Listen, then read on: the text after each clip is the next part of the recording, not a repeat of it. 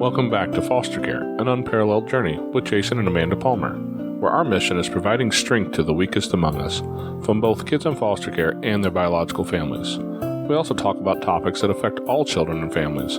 It is our hope that we can inspire you to become the best bio, step, foster, adoptive, or whatever kind of mom or dad that you can be. Part of our mission is inspiring others to become amazing foster families as well, if that is your calling. If it's not your calling, great. Find a thing that sets your soul on fire and go be awesome at that. Let's make our communities great together. Be sure to go by Jason M. Palmer and check out the blog post and other podcast episodes. You can search Jason and Amanda Palmer on iTunes, Spotify, Stitcher, Google Play, or anywhere else you get your podcast. If we don't show up, be sure to send me an email and let me know, and I will try to get it on there. We'd love to have you leave us some feedback in the form of a rating and review. It really helps the show gain attention.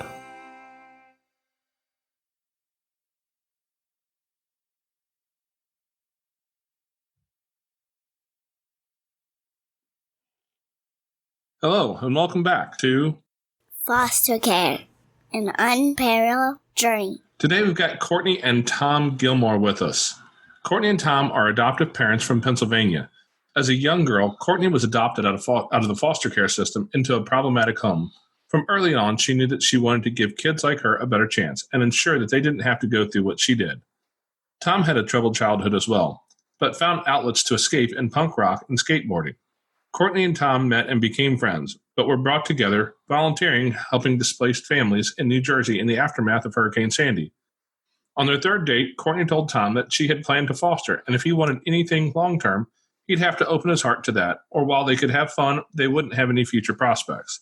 By the time they had their wedding celebration, they had their first placement in the bridal party, and Tom danced his first dance with Penguin, their foster child.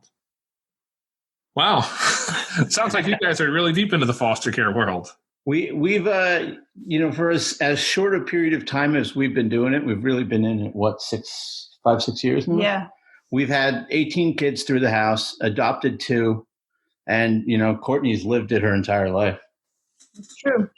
Wow. You guys are almost real similar numbers to us.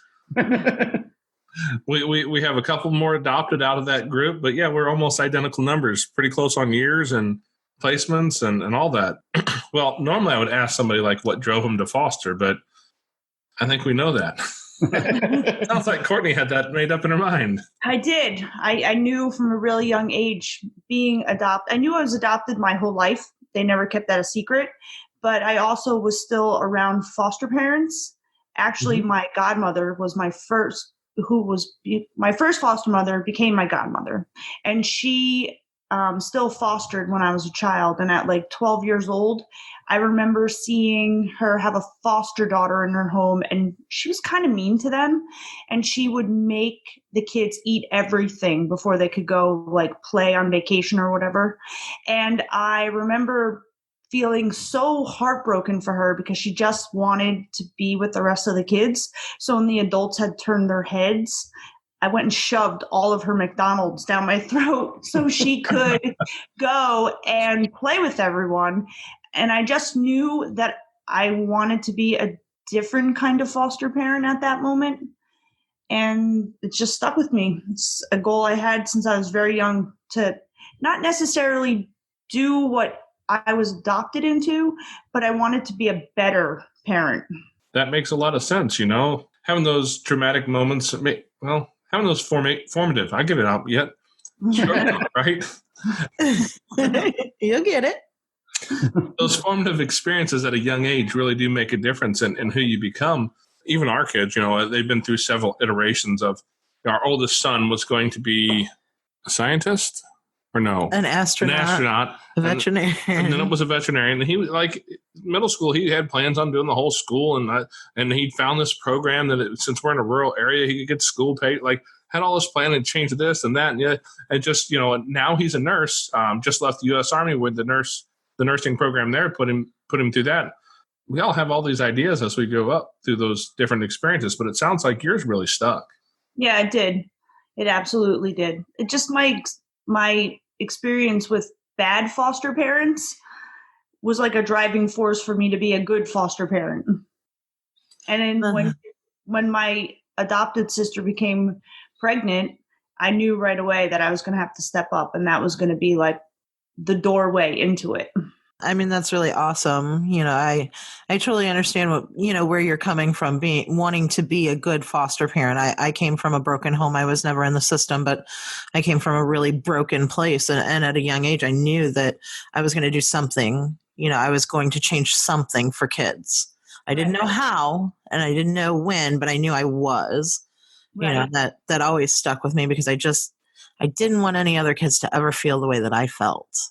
And that's what I say to Tom all the time when we would have placements, is I seem a little too emotionally attached, but I was so disconnected from my adoptive mom emotionally that I don't really know a healthy over attachment. Right. Courtney doesn't do halfway. We go 150, 200% pretty much all the time.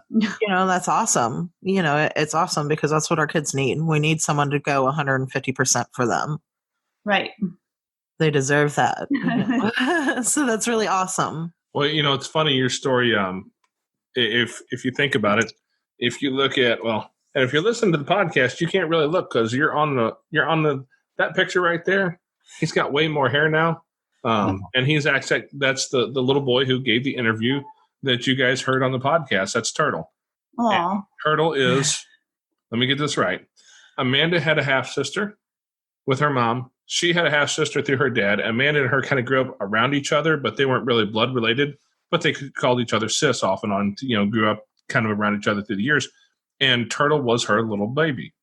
Now, the heroin, and if you listen to the podcast at all, you'll find out really quick that, heroin's not very good for you. And it's caused a lot of problems. Turtle's our baby. That's my baby now. There's a reason he's tattooed on my body now. Aw. Well, it was funny because we did listen to the Turtle podcast, and it was the first time I didn't feel crazy because I was in the room when Janelle was born. I held Janelle first before my sister. There you go. I felt an instant connection with Janelle that someday, somehow, I knew that she was going to be in my life permanently and not just as a niece. And when I heard you talk about it, it was the first time I was like, I don't feel crazy or wrong for feeling the way that I felt then, because somebody else felt that way. No, you're not crazy at all. I mean, when I held that baby in my arms, I knew, I knew that somehow or another, this little boy was going to be connected to us forever, that he was going to be etched in our hearts forever in time, and luckily the court's seen it that way too. And, he is, and we don't have to worry about that anymore. It took a lot of years for Janelle to get to that point, but we finally got there. But it was just nice to know that I was not the only one in the world that ever had that experience. Because for a long time, I felt guilty for feeling that way. You do, gotcha. Right. And then you have I don't know your experience, but my experience with social workers and Janelle was, you're trying to steal her. No, that's not the case at all. Right. No, we've been there, and that was, we've been through that too with Turtle. His bio mom was like, she just wants my baby and she don't want me to have him. And, we had court orders. She wasn't allowed to talk to us. And so, I mean, it was really a crazy process. Yeah. But so worthwhile in the end. So worth going through all the sleepless nights and the turmoil and the tears and, the just all the craziness, because you do feel kind of crazy. Yes. And it mentally messed with me because when she would be they would place her with me. And then they would say, okay, well, mom did just enough to get her back. So then mom would get her back. And then I know the situation hasn't changed. She would do just enough to fool the social workers, but we knew the situation didn't change. So then the kids would go back and I would be left in this chaotic circle of what's going on with them. Are they safe? And she wouldn't have contact with me. She would go away for a while and then she'd reappear months later, looking for something. But it caused me to lose a lot in my life, relationships, and I didn't know how to handle that mentally. I was a pretty hot mess when they would leave.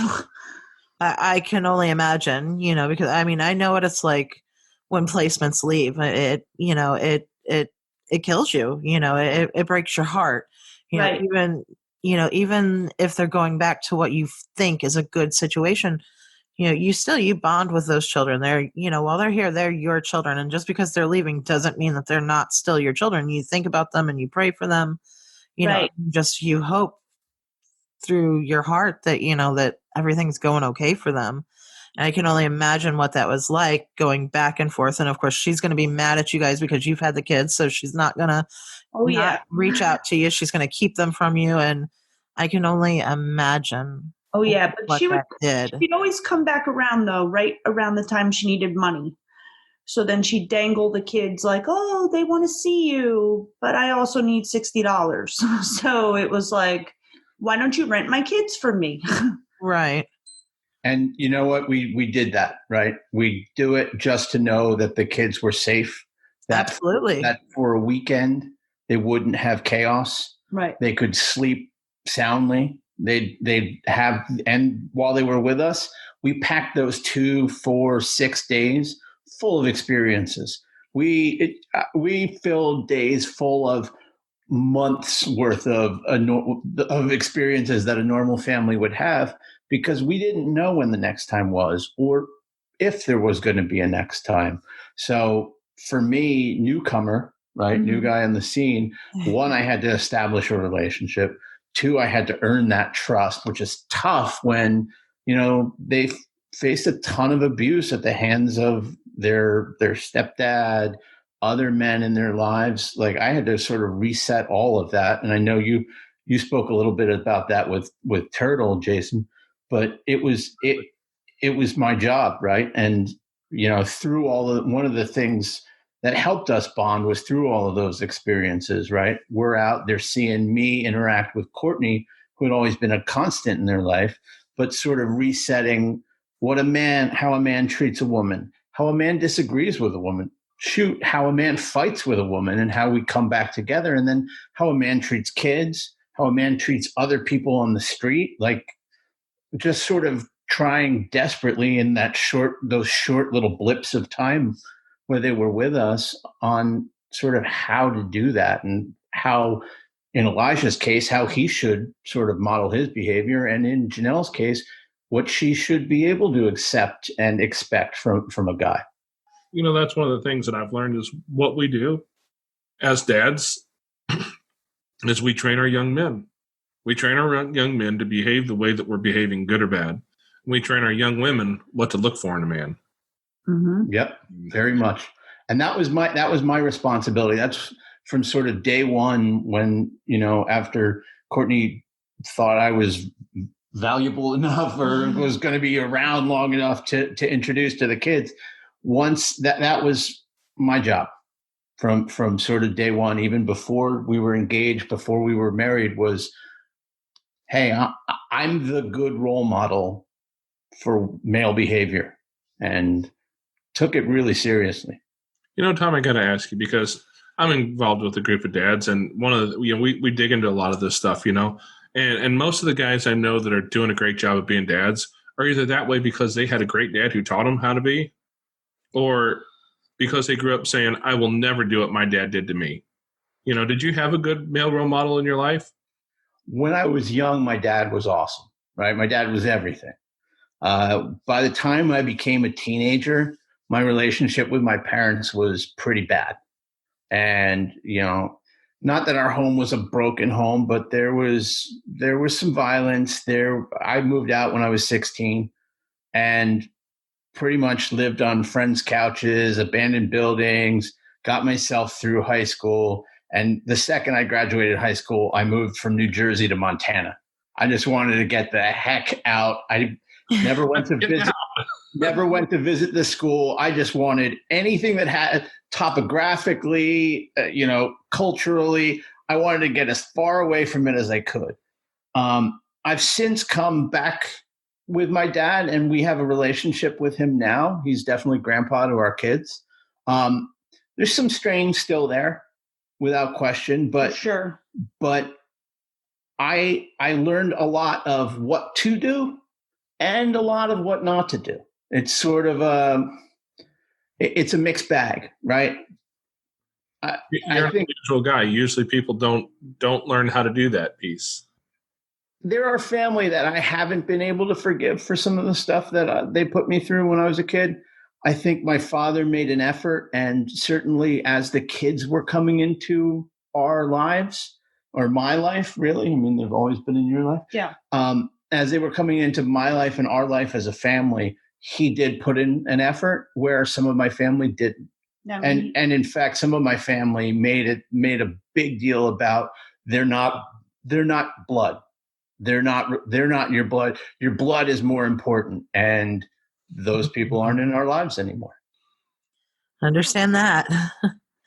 That can be really, really frustrating too. It can be heartbreaking too when your family just don't get what you're driven to or what your passion is, and they don't accept an extension of you. I'd say 90% of our disagreements between Courtney and I are because of that, because of external factors, family that's creating that kind of drama by not accepting. And Courtney, rightfully so, with what you grew up with. Right. You've got some acceptance issues. You've got some issues around that familial. I know you've always wanted a family. Right. And I think when you thought you were buying in on this guy, you were getting a family. And it turns out. But I did get a family. I got you and the kids. I got a different family. I always wanted like a mom and a dad who was going to be there for me. But what I've learned is I'm going to be there for myself, and I'll be mom, and he's going to be there, and he's dad for the kids. I just learned to accept a new family. It just, I am very defensive of the words bio and blood, and those are not, you could curse me off till the cows come home, but you start using words like bio and blood, then I get worked up.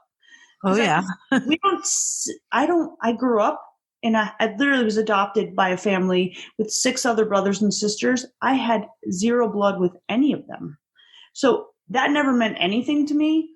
Bio never meant anything. Like my friends mostly were my family. And so when you start throwing those words around, you're going to find yourself on the outside, because in this circle, we accept everybody. It doesn't matter if our blood is the same or our biological whatever is the same. But yeah, I mean, I will say one thing. Tom is a much different father. I find him to be, it's going to sound weird, but now I'm nervous. The dad I always wish I had. Aww. Like, he's that to our kids. So I feel lucky, and I wish the people around him sometimes saw that in him, but he's pretty good at not letting those people affect him.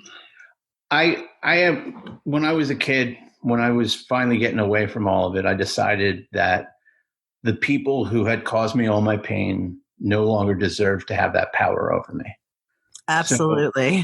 So in removing that power from them, it doesn't affect me. Now, as an older guy, it affects my wife, it affects my kids. Yeah, then it affects me. But we try pretty hard to firewall the worst of that, so that those things that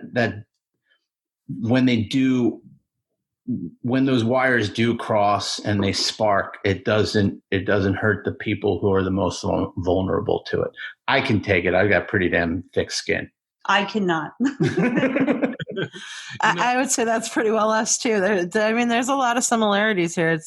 It's really nice to meet people that are kind of kindred spirits with us. It doesn't happen often. Yeah, Courtney, I think you're right. Bio, adopted, foster, all those markers have a very important place.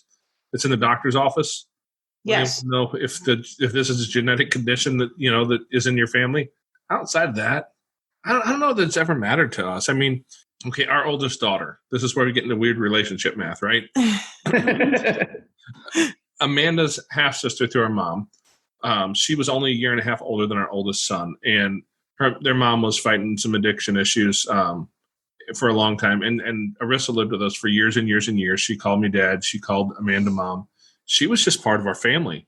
And that's just how it was. It seemed natural and normal to me. I had no other questions. And I worked for a guy at the time who, we were talking one day, and he's like, well, they're not your blood, right? But I'm like, yeah. And I kind of explained it. He goes, well, that's good. I like that you say it that way. I like that you put it that way. That means something. And I didn't know until after he passed that when he and his wife had divorced, he had stepkids through his wife's previous marriage that he had custody of. And they were the kids who were in the business running it with him. And they called him dad. He called them kids. And there was no distinction. You wouldn't have known it. Right. And that was so wonderful. I mean, that's how it should be. Yeah. I know I find myself correcting people if they say, oh, you're adopted kids. I don't have adopted kids. Right. Kids. Like exactly. Or, we get are they brother and sister? Well, yeah, they've always been brother and sister. I hate that when I'm out, because we are a mixed family. We look like a mixed family. I'm white as white can be. We have children that are mixed, and Jason looks darker, and we have a couple children that are white as white can be like me. I mean, it looks like two different families that are stuck together. And I just hate that when someone's like, well, are they sisters and brothers? Well, yeah, right. They are. They always have been. They always will be. That, it doesn't matter adopted or if I birthed or whatever. They're brother and sister. We're a family. Yeah. We're out here in rural Pennsylvania, and we've had placements that don't look anything like Courtney or I. And you've had experiences where you've taken them into our little podunk town, and you get the looks, and and you've met that with grace and sometimes and candor for the most part. Sometimes. I always try to meet it gracefully. I try not to let it bother me. I try not to say the mean things that are going through my mind at the moment. Right. I try to laugh it off, but there's sometimes in my mind I'm just like, I could just really slap you right now. Right. Yeah, we've had our fair share because Amanda's, her maiden name was McClanahan. Her hair is not naturally the color it is today, but it's naturally red. She's as Irish as they get, right? And I am what you would call maybe ambiguously brown. Because my parents were not quite just like this. And I questioned a lot. Like I even asked my parents, from time to I tried to look for hints or clues. But I have a younger brother and a younger brother and younger sister who look very similar to me. Granted, my younger sister is a lot prettier than I am, and I'll call him ugly because if he ever listens to it, he can yell at me. But our oldest sister of the bunch, she looks a lot more like my parents. But I remember my younger siblings. I remember my mom being pregnant with them. It's just some weird freak of the genetics there. I come out ambiguously brown, so when we go out, our little girl who's mixed, she's a shade lighter than me, and one of the boys who's her biological brother is actually a shade darker than me. And then we have Turtle, who's about 2 shades darker than me. But the rest of them all look like her, so we look like a his and hers family. We really do. We get a lot of questions. Carl's story that we told on the podcast at one point, Carl was the darkest skinned little guy I've ever met. And people just didn't know what to think when we had him with us because they could justify his, hers. Who the hell is that? Right. We didn't fit into the narrative because we're also in a small rural area as well. But for being in rural Missouri, we have a pretty diverse culture around us. For the most part, it's gone pretty well. I mean, we've had a few issues, but nothing too major. So I have to be very thankful for that. But when I do have, like when I had Carl, I had plenty of black women, say their piece about why I'm a white woman with this black baby. Oh, I'm sure. They were ready and willing to tell me their opinions on that. And I'm thankful that I was able to meet that with grace because in my head, I was not so graceful. In my head, I wanted to say some choice words. I'm not here doing this. I didn't steal your man. I'm not stealing all the black brothers and, having their babies and all that. I mean, you get some really crazy things thrown at you. I'm pretty sure at one point, Tom and I were in a store and I was getting really weird looks and I'm like, thanks, babe, for taking care of me and my baby. Like, if you're going to look and stare, I'm going to make you uncomfortable. Right. Exactly. If you're going to make me uncomfortable, I'm going to, I'm going to do it right back. Right. Well, when I'm around, we have one distinct advantage, and that's that I have the ability to look at you and think hateful thoughts, and you can feel them in your heart, apparently. And so typically I don't have to deal with it too much because just a quick stare from Big, mean, ugly guy. makes people, hey. That's what they think. I married you. I did. I've leveraged a very similar skill that I learned when I was a bouncer, when I was freelancing. And this is the shortest my beard's been in quite some time. But I'm a big tattooed biker looking dude. Like, for the most part, they leave me when I'm around. They leave me alone, which is good because I'm not nearly as graceful as my better half. And my grace is very small. I try to be graceful in most situations, but I was raised by a cop. My dad was a police officer, and I learned a lot about intuition when it comes to people. And I make a decision very quickly whether or not you're a person I can talk with. If we're going to have an issue, hey, let's just talk to this dude. We'll just calm this down and solve it. Or if you're just a person looking for a fight. Because if you're a person looking for a fight, I may not waste a time on the grace with that. But we haven't had too many experiences like that around here. No, it's usually when we travel to other places that we have more issues. We've had a couple experiences like that. But in the most part, it's been a pretty decent experience. Our kids go to school in this rural area, and I'd say the majority is probably mixed kids at this point almost. Yeah. Which is really strange for as rural of an area as we are. But that's really a high percentage of the kids that I see at the school. It's way more than I ever would have expected. And even our oldest son, he's 21 now? Yeah. Yeah, he's 21. So even when he was back in school, high school, middle school, their friend group was really diverse. And they had the ability to get along. So it gives me hope that our children's generation will – I don't know that you'll ever be able to break racism, that you'll be able to fully get rid of it. But I think you'll be able to – I think we'll be able to hopefully live to see racism become the sort of thing that is fully looked down on, that's fully just kind of marginalized. Yeah, exactly. And I think that's something that we have to look forward to because our kids' generation just seems to have more sense in their head than, our generation did and the generation before that. I hope so. I think we all do. We're not doing our job. I wish our children's school was more diverse, but it's just not there. I mean, our daughter dealt with some pretty gnarly things last year, and she's half Puerto Rican. So it's not like it just, once they find out, it's just kind of like you're a target. I think she gets it. I mean, I think she's plugged into it. We've certainly been open about sort of here's how you should live your life. But I think she's sought out a more diverse peer group. So I think that's part of the way she's managed fitting in a rural area that looks a lot like me, frankly. You know what I mean? She sought out kids from all sort of spectrums, but she surrounded herself with kids who have been marginalized. And I think going through care at the age that our kids did, they're keenly aware of who they are, sort of where they fit.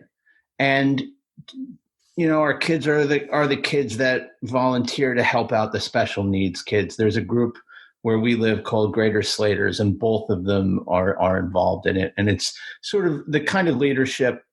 It's like a leadership, but a student government, but without any of the government stuff. They help the kids out for the Special Olympics, and they sponsor a kid. And when they go off to do the competitions and stuff, they stand out with the posters and cheer for them, and help the kids on and off the elevator at school and stuff like that. I think they're aware of some of the challenges they faced, and thankfully, you've always been in their life. They're incredibly grateful for where they are, and I think it's special having kids who can remember some of the struggle, but at the same time haven't been as damaged as other kids who have been through it, because they always had Courtney in their life, right? Courtney was almost, I refer to it like Courtney was their lighthouse, right? No matter how dark the times that they were in were, they always knew that Courtney was out there fighting for them. And sort of no matter how far and how long that time elapsed, there was no gap in the love. and there was no gap, and they're keenly aware of it. There was no gap where Courtney wasn't doing everything she could for them. Mm-hmm. So I think that's helped them. It's helped them be aware that it's helped them avoid some of the damage that we see in other kids who are in care. Certainly where there's a gap in that sort of familial unit, which is where foster parenting, where we plug in, right? We're supposed to help be that, but the group we work with has kids on campus, and there is a gap there. Absolutely. I know I just swung wildly from we were over here, now we're over here. That's all good. It's all right. The swings aren't always bad. Because, I think that's partly our job is to look at these kids because, and I use this analogy a lot because I think it's so powerful. The truth is that we're all headed somewhere, right? We have a destination. It's a box, and we're all going to head there. And once the headstone's set in place, it's kind of like a boat. It goes across the water. It's going to leave a wake behind it. You don't get to choose whether or not it leaves a wake. You do get to choose what that wake looks like. And you're going to choose a legacy that's left when that headstone is set. What's that legacy going to be for you? What's that legacy going to be? How are you going to change your world? Because I'll be honest with you, the destination doesn't really matter a whole hell of a lot. We're all going to end up in the same place. A little bit different plot of ground, but basically the same place. So how are you going to change the world long after you're gone? And one of the things that has bothered me is a lot of the people that I've worked with, friends that I've had over the years, they live their life Monday through Friday, working 40 hours a week or, 60 hours a week or 70 or 80 if they can, all to chase that Friday night, Saturday, Sunday afternoon so they can sit down and watch football, drink beer, Mm-hmm. and then complain about their wives Monday through Friday again, their kids, and how horrible their life is. And that seems to be kind of the goal. And I don't understand that. Yeah. Like that's the cycle they choose to put themselves in. And we started doing this, and I went, this is something that has meaning. That's our struggle. Like we can't connect with people because we don't connect on that level. We don't do going to the bar and the, complaining about it. I am sad when my kids go back from break from school. Like I love being around my family and my kids. I can't connect with other women around here because they don't feel that way. They want to be away from their kids, away from their husband. They don't have a sense of purpose. And it's hard for me to connect with someone who just like lives I hate to say, but like this cookie cutter, I'm supposed to complain about my family. I'm supposed to complain about my husband. I just don't get that at all. You don't ever complain about me? Not to your face. At least she's honest.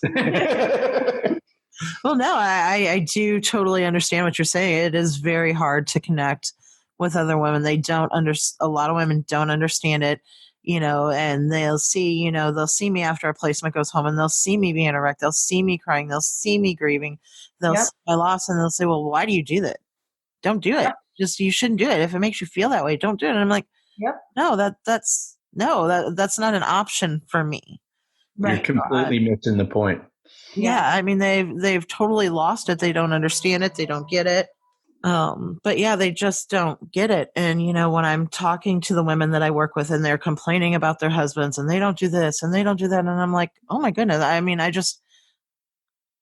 that's not the way I live. Yeah. And, I wouldn't want to portray something like that, and I've got women that look at me when I'm funny and, when I tell them I've been with my husband for 20 years, I'm 40 years old and I've been with my husband for half of my life. And they're like, well, oh my gosh, how would you do? And I'm like, I don't get it. Yeah. It's very 20 years. I've been doing it for 42 years. It's horrible. I manage. I just don't like, I don't know. I just feel like the sense of family these days is really lessened. I don't think people get it. So when it's like they're a quote unquote made family, they don't get it. They're not going to have an easy time understanding why people take in other people's children. I've had even other foster parents I thought I was connecting with, and then it would be, they want to complain about their foster kids all the time. And I'm like, I'm not the person for that. Right. Kids don't get into care because of their behavior. 99.999%, it's the behavior of the parents. Exactly. So when you put down their behaviors, you're putting them down. And I just don't buy into all that. No, because we're here to help. Right. We're supposed to be that support. And Right. if they're just putting them down, they're not doing anything to build them up. And that's our purpose, is to build these children up so that they can see that they are worth something, Right. and that they can go out and they can live a life of meaning. And it doesn't have to matter where you came from. You Right, can exactly. always be something else. And the thing is, it always will matter where you came from to some extent. But if you can make who you are today be the thing that matters the most, that's what you're trying to build. Because you can't get rid of their past. That's one of the things. I don't know if you guys saw, there was a Facebook post making the rounds about a kid eating ramen noodles, some uncooked ramen noodles. Okay. We actually interviewed, that's Auburn Dudley. We interviewed her a couple weeks ago. And then the lady who had the blog where that was posted, that's Caroline Bailey. And we talked with her as well. And they're both huge advocates of understanding trauma-informed parenting, because those pieces of trauma don't go away. I don't care how much you love your kid. I don't care how much you love this kid, what you do for them. You do not have the power to take the trauma out of their brain. It actually physically rewires parts of their brain. Right. And what you can do is to provide a place for that to begin to heal. But that's all you can do. Right. You can't take that away. And that's important to remember, because I'm not trying to erase their past. But at the same time, I am trying to build a better man or woman and leave the world a better place. And in the process, I have to realize they're going to do some horribly stupid stuff, right? I mean, teenagers in general, we all did horribly stupid stuff. But, these kids, as Tom raises his hand, but, these kids, a lot of them have a lot of impulse control, and that causes a lot of other issues.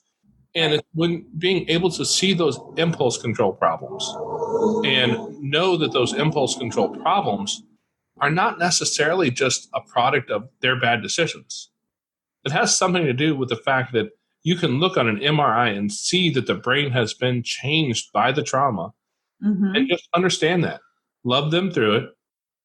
Don't make excuses for it. Don't just ignore it, because, hey, you know what? At the end of the day, you're going to be 30 years old someday, and you need to be a good human. You're going to be on your own out there, like raising your own family, wife and kids, maybe, that kind of thing. You need to become a productive member of society. We're going to work with you on getting you to the best human being you can be. But I'm not going to blame you for the trauma you've been through. And I mean, you're in your late 30s. You can speak to that. It's a battle every day to get through the trauma that I went through. Every day, because I didn't just have the trauma of being removed from my home and being adopted. I got placed in back when I got adopted, if you had a place on the floor, you could adopt someone. And I went through severe trauma in my adoptive home, like severe. And I'm almost 39 years old, and it is a daily battle with my own trauma that I went through years and years and years ago. So I'm dealing with my trauma, and then I'm also dealing with our children's trauma, because they went through similar situations that I went through myself. So I relive mine, but I also relive theirs, and then I'm reliving them together. So I get it. And trauma has an effect on your body physically, right? So I think it's taken a toll on me physically, because I'm 30, almost 39, and the stuff that I'm going through probably shouldn't be happening to a 39-year-old who, for the most part, takes good care of herself. A lot of it's unexplained, but I went through some severe trauma as a teenager that never really got dealt with until I was older. But I get it. Like some of my behaviors towards my own husband are, effects from what I went through. I suffer severely from PTSD. And people say, oh, PTSD is only for people in the military. That is not true at all. No. Our children have been diagnosed with it. I was diagnosed with it. It's a real thing. People have a hard time. When we adopted Janelle and Elijah, people will be, oh, but their life is so much better now. Is it though? Because they still have to carry around the stuff that the adults that were supposed to be their parents did to them. So it's not their living environment, and that yes, they have two parents who adore them beyond anything. They still have to carry. They just expected Janelle and Elijah to be like fixed and better, and a signed piece of paper was going to do that. Yeah, it doesn't work that way. Yeah, exactly. Yeah, they still carry around the same bag of trauma. You're just not filling it up anymore. It's not getting any heavier, but it's still there. Well, how do you think the way that you have learned to cope with your own trauma and past has helped you with your kids? I've definitely. Well, I'm very honest with my children. I think being honest with them about my situation growing up and the trauma that I went through makes their trauma, they don't feel so like they have a mark against them. They're not alone. Yeah. They can empathize. Janelle and I went through similar stuff, but Janelle went through it at a much younger age than I did. And as she's becoming a teenager now, almost 15, my fear is that she's going to start to realize the things that had happened to her. It's going to become more to the surface. She's going to understand it. So I made a choice to be honest about my situation and the way that I coped with some of the stuff. I got really into music. I threw myself into hobbies and learning new hobbies, reading. And Janelle's picked up the music thing for the most part to deal with some of her depression stuff. She doesn't have a diagnosis of depression, but we can see it from time to time that it's lying underneath, and we don't really want to push her into therapy till she comes to us. We've made it very clear, when you're ready, you can come to us with anything. So I think honesty in our household about everything that they've been through, I've been through, Tom's been through, has really made it an easier environment for them to come to us. Pretending your life was great when you're a child doesn't do your child whose life wasn't great any good. So some people say I tell them too much, and I tell them I don't think I've told them enough, because I want them to feel safe and open to come. If we don't tell them the little things, they're not going to tell us the bigger things. If I don't tell them my stuff, why would they tell me theirs? My 19-year-old and I were just having a conversation a little bit ago about kind of that piece of how those relationships are built with kids. And when they're little, yeah, you control little kids for the most part. You go, hey, no, turn that way, go over here, do that, sit up there, get down there, clean up that mess. That's what you do with 2-year-olds, right? There's not a whole lot more than that they can really handle. But as they grow older, you build those connections. And it sounds like that honesty is part of what builds that bridge of connection there, because I'm going to tell you, we've got experience with older kids, right? Like, you're going to lose all pieces of that control if you haven't already. Maybe you'll just realize it. And you don't have that control, and you don't really want that control, because they're going to be their own humans. But you want to gain influence. And that connected bridge between you and them is what allows you to have that influence into their lives in the hard places. Right. I want Janelle, when Janelle realizes, because it's going to happen, it's something Tom and I both accepted, that the trauma that she's experienced as a young girl is going to come to the surface. And it's going to come to the surface hard. And I want her to know that it's not anything to be ashamed of or embarrassed of. And she can come to us and we'll get her the help right away. She knows that. She knows no matter what. She could come to us tomorrow and say, okay, it's time. I need to talk to someone. But we're letting her do that on her terms and not ours. And I think that's been critical for us, is letting the kids process on their terms, right? They're not gonna, I'm ready to have these conversations today, right? That doesn't help them any. It's when they're ready. And it's oftentimes when your guard is completely down that those conversations can't come up. I spent 4 days on the Appalachian Trail with my daughter. That was what she wanted to do before she started high school with her dad. And the conversations we had went from silly and completely goofy to some of the deepest conversations I've ever had with her. And it was great being just 4 days in the middle of the wilderness, just me and her, to have those conversations, to get to those spaces, and to have sort of the happy moments in between as well. So it wasn't just, this is very serious time and we're going to talk about very serious stuff. It ran the gamut, and it allowed us to have that sort of meaningful dialogue at the same time having a lot of fun. Yeah, that's those connected bridges. That's what creates a family, I think. I also want the kids to see, for their whole life, honestly, their whole life, it's been social workers, therapists, school counselors, police officers, whatever it is, telling them what they have to do or not telling them the truth on things. And I don't want to be looked at as one of the people they feel were against them, because they do. They feel they have a group of people that were not doing the things that they should have been doing for them. I do not want my children to lump me or Tom into that. So we go the complete opposite, and we are completely honest with them about everything. And I think it's helped. While I had trust with them, I think as teenagers, you have to regain trust with your kids. They make you earn it. Right. Yeah. I know that sharing some of my past with my children, I'm very open and honest about my past with my children. I always have been. I always will be.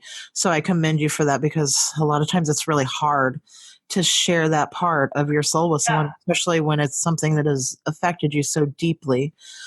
So I understand how hard some of those conversations probably could be for you, because I know how hard they are for me with my children.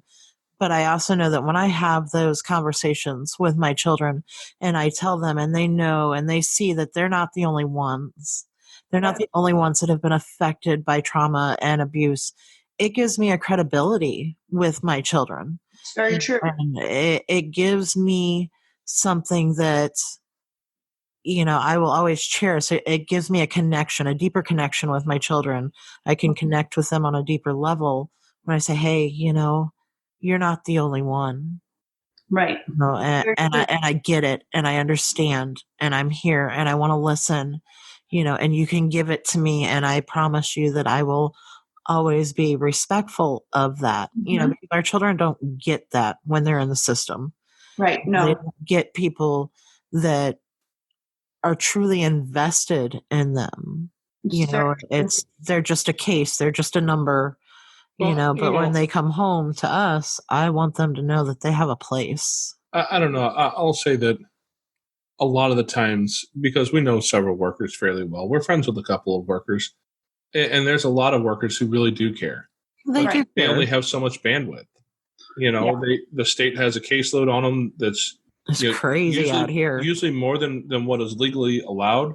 Their caseload is oftentimes twice the legal allowed limit. And so they have a lot to handle. They have a lot on their plate. It's not a matter of whether or not they want to care, whether or not they want to help. It's a matter of they're in more or less constant crisis management. The child that they have to deal with today is the one who has the biggest crisis. And that's a shame, and I think that comes back to maybe one of the things I'd love to be able to figure out how to create some change around. We need to make enough noise somewhere along the line to get the lawmakers, get the state legislators to put enough money behind this to make it a real priority. Because here's the truth. These kids, if we don't take care of them, if we don't help them, if we don't raise them right, the state's just going to take care of them until they turn 18. And then by the time they're 21, they're going to be taking care of them in a state correctional facility. It's true. Well, we're raising the next generation that's going to lose their kids into care. Exactly. Right? And where you put your money is your priorities are. Yes. If you want to know a man's priorities, look at his schedule and his checkbook. Those are the two things that we spend, is our time and our money on the things that's important to us. And so if we don't have some government programs that help put these kids in the forefront of the priority list, then we're just going to see them again as adults. We're going to see them, two of our kids. I talked with one of the local cops I know fairly well. He remembers when their mother was in foster care. Like it's a second generation thing, at least that I know of.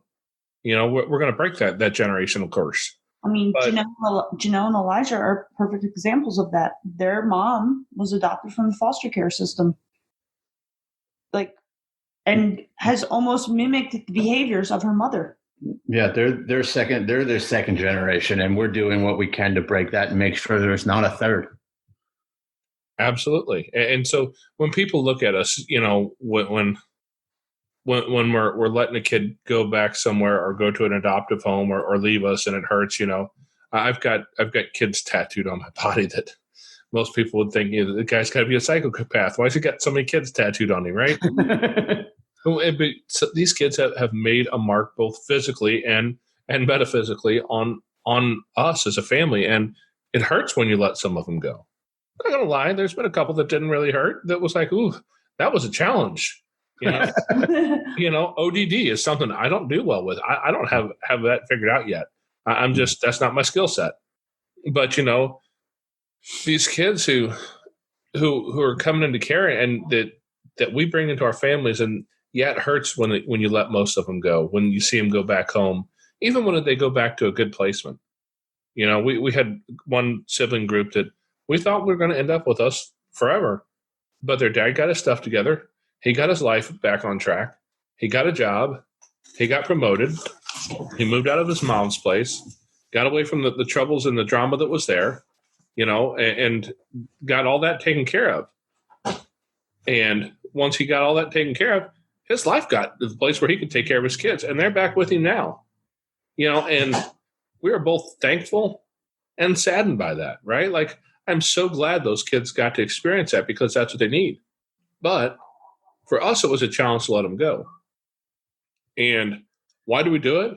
Well, that's why. Yep. That's why, because that's what they need. Those kids, if they're old enough to see it happen, also get to see a tale of redemption, right? They get to see their parent care enough to make those serious life changes. And those are hard, right? That breaking the cycle of addiction, crime, poverty, any of those big capital letter issues that can plague a person, breaking that cycle is tough. And if you're able to do it and able to sustain that for your kids, and they're old enough to recognize that and aware enough, they will, and they will value that. Absolutely. And not only will they see it, they'll realize it, but they'll come back later. And you'll have a conversation about that later. But, they see it, they internalize it, and you make a difference in a life. And that difference comes back tenfold down the line. That change, that's a huge change in their life. It shifts everything. And that's why it's worth doing. That's why it's worth the pain of letting them go. That's why, we do the things that make people say, "What are you guys crazy?" I love the phrase, "I could never do that. I just get too attached. I wouldn't give them back." Oh. Yes, you would. Number one, the guns will show up at your house to help you. They'll make one way or another. It's going to happen. And it's there's almost a subliminal messaging there that, "Oh, I could never do that. I'm too good of a person to be able to let them go. I don't know how you could possibly do that. There must be something wrong with you." Right. And the truth is, man, it hurts, and it's hard. But have you ever done anything in your life that wasn't hard that was worth doing? It's true. Nope. I mean, that's what it's all about. Every bit of growth I've ever had came from pain. It's true. That's very, very true. In fact, my wife has constant growth tattooed across her wrists. I do. I love it. Yeah, because that's the truth. I mean, you're either growing or dying, one of the two. You don't get to stand still. Go try and plant a vegetable garden, and you'll learn real quick. Plants do not stay still. There's no such thing as stasis. You're either growing or dying, one of the two. Which one are you doing today? And if it's my vegetable garden, unfortunately, it's probably dying. I know the feeling. I'm feeding the raccoons is what I'm doing with the garden. But I mean, honestly, you're training the next generation. They get to see how you live. you get to make that difference in their life. And that's the incredible thing to me is when I was a young man, I watched my dad take a couple young guys that were, one of them was a family friend. And the other guy, he met professionally as a police officer when his mom called the cops and said, come deal with this kid before I abuse him. Because he was, I'm going to be honest, he's my buddy. He was a shithead. But I mean, he was at that age that was, and he had his own set of troubles, and he didn't know how to manage that appropriately. But my dad stepped in and mentored those two guys off and on through several years. And today, if you Google one of them, you'll find his first and last name will give you a picture of him. He turned into somebody in his world. My other buddy, he went on and eventually became a police officer for a few years, decided that wasn't the work that he wanted to do for the rest of his life. And he's a carpenter now. He's married. Both of them are married, have kids, raise families, do all the right things. But the thing that I know is that the difference that happened is one person took an interest. Yep. And that was the difference that took them from a real question mark as to where they were going to end up to productive, good members of society. And that's all. And I saw that. I saw my dad do that with a couple different boys. And I went, wow. And we're still friends today, me and both of those guys, and I look at it and go, okay, they were teenage boys. I don't know how my dad did that. Because number one, I didn't like teenagers when I was a teenager. I don't know about you guys, but that was not my favorite time to be or to experience anyways. It was always a challenge. But a 4-year-old, my God, give me some Matchbox cars. We'll get the play mat out and we're going to have a blast, right? That's where I can spend a lot of my energy and leave a lot of that legacy.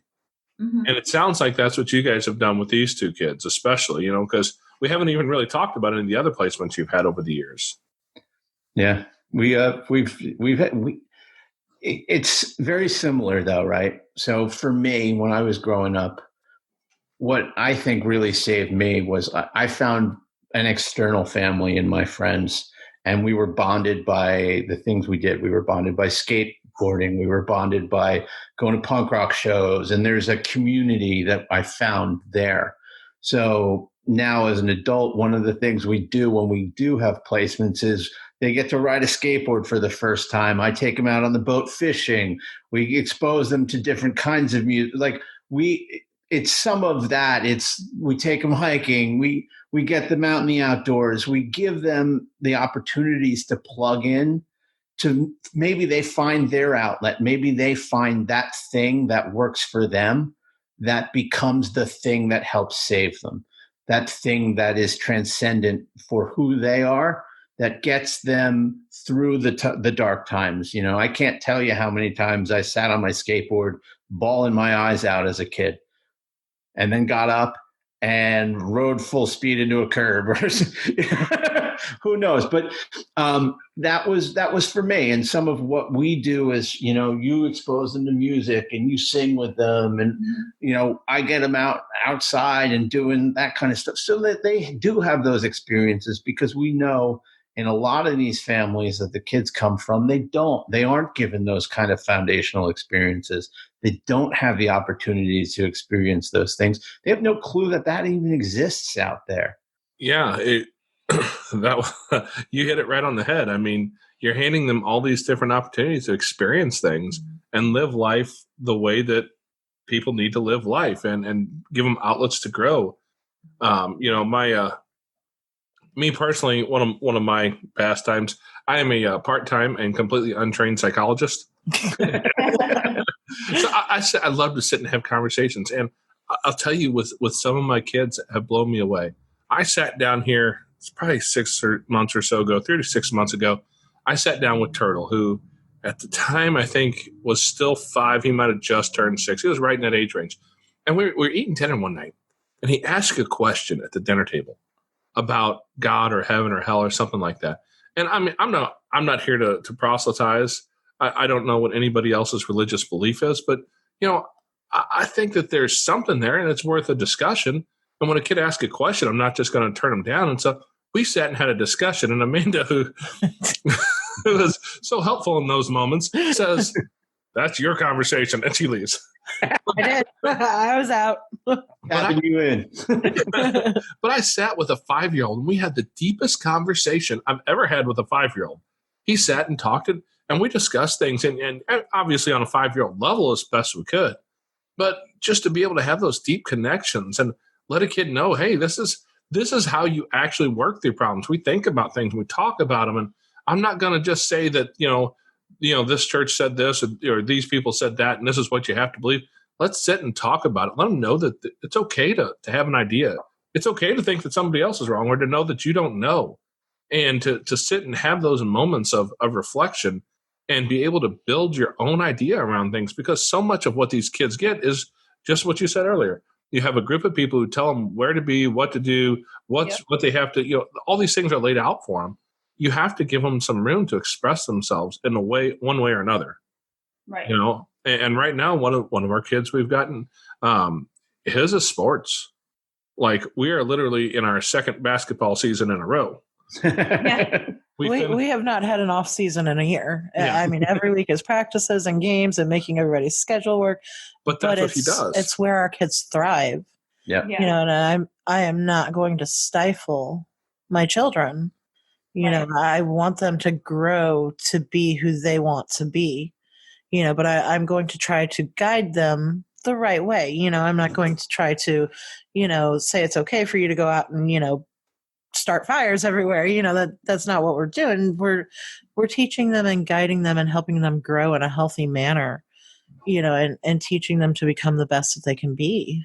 Yeah. So if you ever see the name Palmer on the back of an NFL jersey, if he's not real tall and kind of thin, but fast as can be. Yeah, but quick as lightning, you might have a connection there.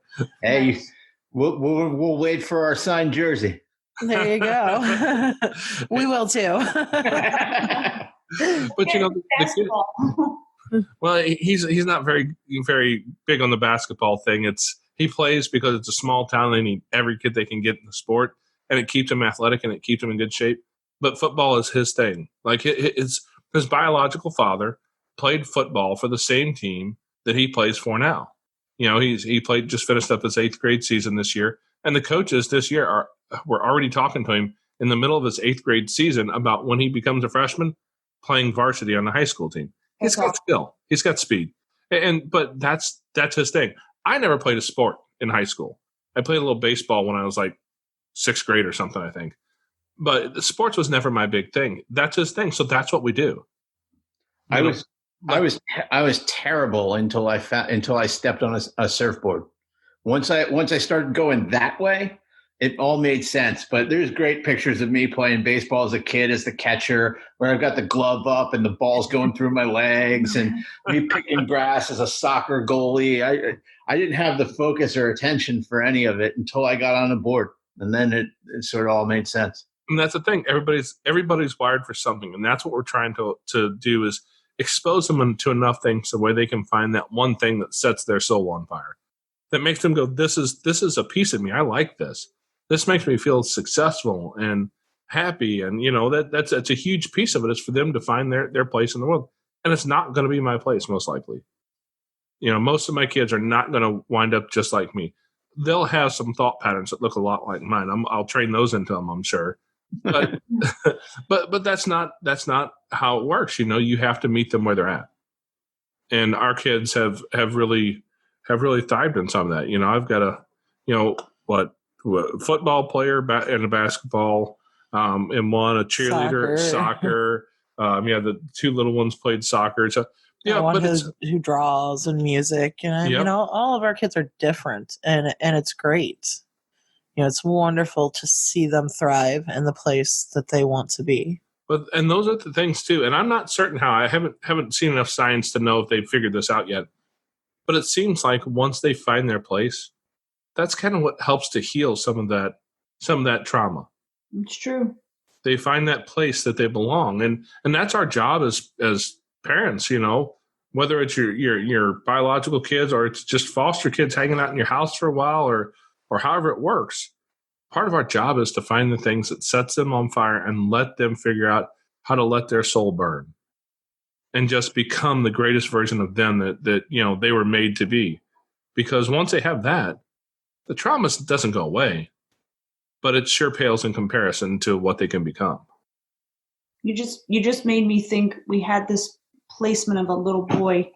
You just made me think that I hope he got really big into a soccer ball. Soccer ball? Right. Oh my gosh. He was the cutest little dude. But he showed up, and and you guys probably know when they come to you, they don't have much, right? Oh yeah. And the one caseworker from the children's home Vieston that we worked with showed up with a soccer ball for him. Soccer ball? And my soccer ball? And it was his whole body lit up. And that soccer ball was like everything to him. And now I'm thinking about him, hoping, because he's a few years older now, hoping that when he went back, and I let the bio family know that like he really got into this soccer ball. Now I'm hoping that he really got into soccer, because we can't see a soccer ball now without going, soccer ball? No, all of it, and I'm sure you guys know this, you've been through it. Each placement leaves a mark on you, and literally in Jason's case. Absolutely. I have a tattoo for several of our children that are no longer our children, but they leave a mark on your soul, and you remember them, and you think of them, and you just pray that they're doing well somewhere. Yep. And you hope that your bit of an influence, for as little as it is or as long as it is, you hope that it's enough to help make that change. We had another little boy for 3 weeks. This was the little boy we had to take from another foster family. And he just had the curliest hair. And I think about him all the time and just hope that because I would have adopted him in a half of a second. He was just the sweetest little boy. He just wanted to be part of the family, and you could tell. We took him to his first minor league baseball game, and he was just so into it, and he was just the most awesome. I think about him all the time. I mean, we've had a lot of kids through our home, and like you said, some you're like, it's a little easier than others for them to move on, but this little boy, he just. And one of our shorter placements too, you know. But in 3 weeks, that kid etched himself into our hearts for sure. Yeah. One of my favorite photos is Courtney. Is him holding a fishing net with Courtney in it, and her going like this. and I mean, that captured that kid's spirit. I took him down a hill on my skateboard between my legs, and just beaming. Just completely beaming. He could have lit up darkness. It was incredible. So many people tell me, when I'm out doing my thing, just grocery shopping or wherever, and someone finds out who we are and what we do, and so many people tell me, "Oh, those kids, they're so lucky to have you," and that really it really bothers me when I hear that. Me too. But I always come back with, my kids have given me more than I can ever give them. Yep. Absolutely. I'm the lucky one. I always turn it around and say, we're the blessed ones. We're the lucky ones. Right?